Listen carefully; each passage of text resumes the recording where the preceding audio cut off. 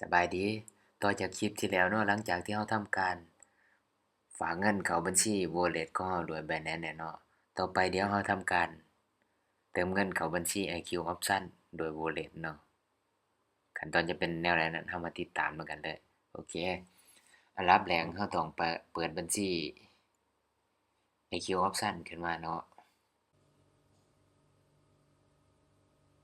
โอเคหลังจากเปิดบัญชี IQ Option ขึ้นมาแล้วเนาะแม่นเราไปที่นี่เนาะ Deposit จากนั้นเลือกการฝากด้วย Wallet เนาะใส่จำนวนเงินที่เราต้องการฝากเนาะเราจะฝากประมาณ100เหรียญเนาะอันนี้ถ้ามีรหัสอยู่นี่โปรโมชันอยู่นี่เราอยากเลือกใส่หรือบ่ใส่ก็ได้เนาะโอเคอันนี้เราจะบ่ใส่เนาะหลังจากที่เราใส่จำนวน100เหรียญแล้วก็กดฝากเลยเนาะ Deposit มันจะพาเรามาหน้านี้เนาะเป็นเราคลิกต่อไปเลย Go to Payment เนาะจากนั้นมันจะให้เราเข้าสู่ระบบเนาะให้เราใส่อีเมลแล้วก็รหัสผ่านของเราเนาะคือกับการเข้าสู่ระบบปกติเนาะล็อกอินเข้าสู่ระบบ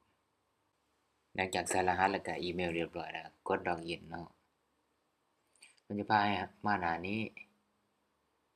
แล้วก็ให้เรากด Continue ไปเลยเนาะ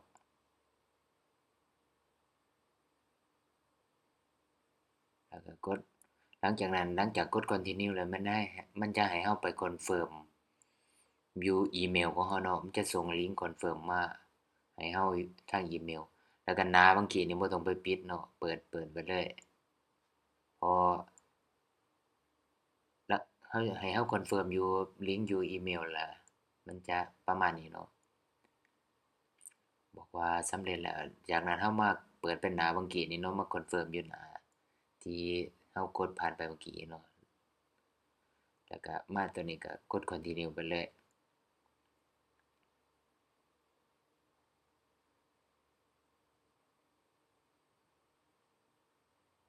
จากนั้นรอท่าเนาะ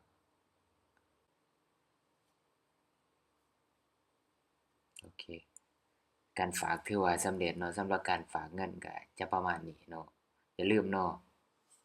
หลังจากที่กดคอนเฟิร์มแล้วเราบ่ต้องไปปิดหน้านั้นต้องหลังจากคอนเฟิร์มอีเมลแล้วมันจะได้ไปกดคอนเฟิร์มอยู่หน้าที่ก่อนหน้านั้นอีกทีเนาะถ้าเราไปปิดหน้านั้นมันจะจ่ายเงินบ่ได้เนาะ